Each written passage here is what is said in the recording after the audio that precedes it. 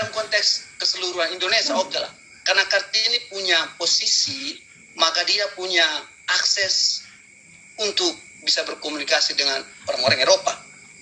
Dia hanya minta beri kami pendidikan.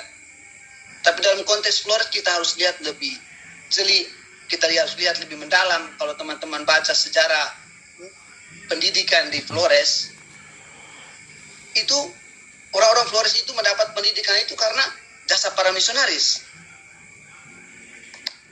Dari Portugal, kemudian dari Belanda. Nah, karena itu bicara tentang pendidikan, misalnya kalau dalam konteks Flores, kita tidak bisa terlepas dari peran para misionaris. Itu yang harus kita sekalian ingat.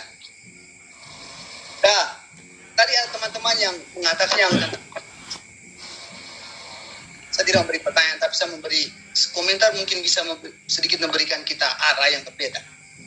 Kalau Belis dalam konteks sebagai sesuatu yang harus diberikan oleh laki-laki kepada perempuan atau dari perempuan kepada laki-laki, kita masih tetap jatuh dalam konsep yang keliru tentang Belis. Misalnya, Belis itu bukan soal berapa harganya, tidak.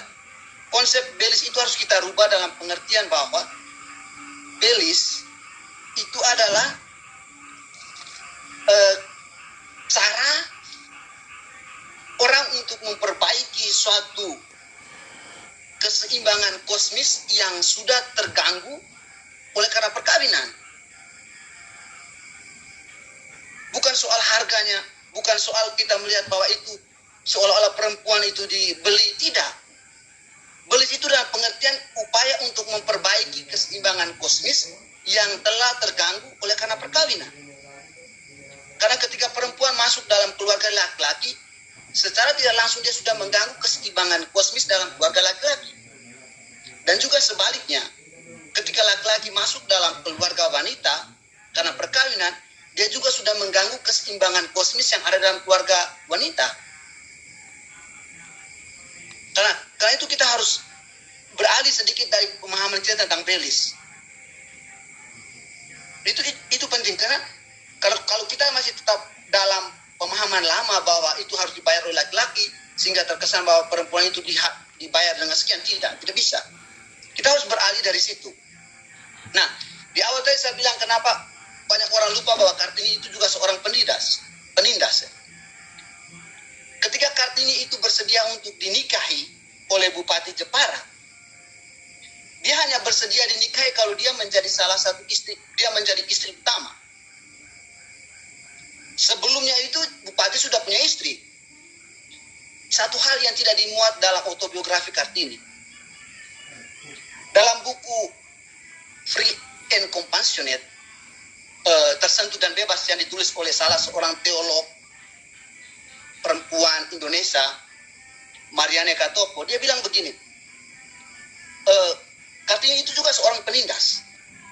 Karena ketika dia bersedia menikah dan hanya bisa menjadi seorang istri utama, dia tidak membebaskan istri-istri dari bupati sebelumnya. Dengan demikian, dia menambah penindasan untuk perempuan.